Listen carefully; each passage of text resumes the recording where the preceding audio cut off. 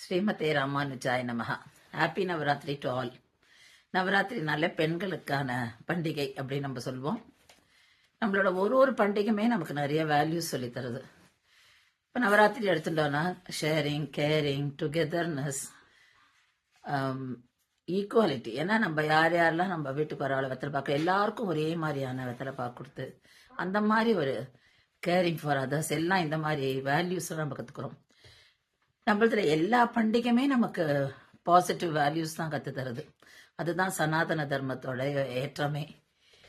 இப்போ ஒரு பண்டிகையும் பார்த்தோம்னாக்கா அதோட ஒரு புராண கதைகள் அட்டாச்சா இருக்கும். அப்போ அந்த புராணங்கள்ல நம்ம படிச்சோ கேட்டோ தெரிஞ்சோம்னா அங்கேயும் நமக்கு நிறைய வேல்யூஸ் கிடைக்கிறது. அதனால நம்ம இந்த பண்டிகையை ஒரு ஆப்பர்ச்சுனிட்டியா எடுத்துட்டு அப்போ இன்னும் கொஞ்சம் நமக்கு இந்த நம்ம சாஸ்திரங்களும் நம்மளோட புராணங்களும் இதிகாசங்களையும் நம்ம தெரிஞ்சுக்கணும்.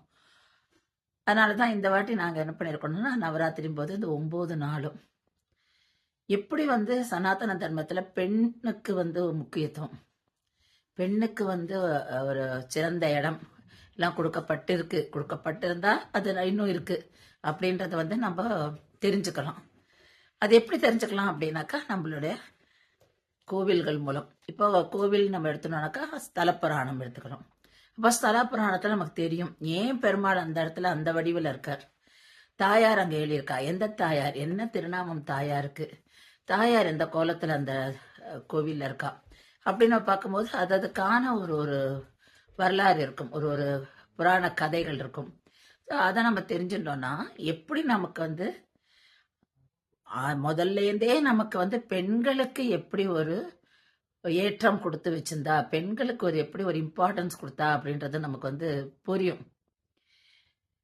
அப்பதான் நமக்கு இன்னும் அந்த சனாதன தர்மத்துல பெண்களோட என்ன மாதிரி அவளுக்கு ஒரு ரோல் இருந்திருக்கு. அது சனாதன தர்மம் பெண்களுக்கு என்ன ரோல் கொடுக்கறது, எப்படி கொடுக்கறது, என்ன இம்பார்ட்டன்ஸ் கொடுக்கறது தெரிஞ்சுப்போம்.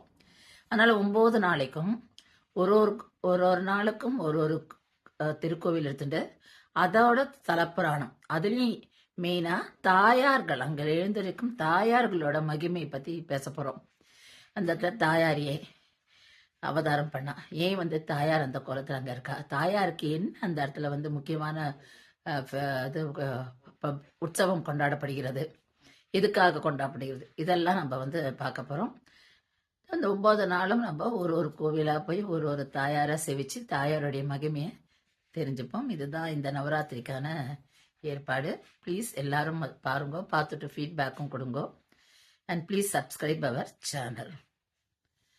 ஸ்ரீமதே ராமானுஜாய நமஹா.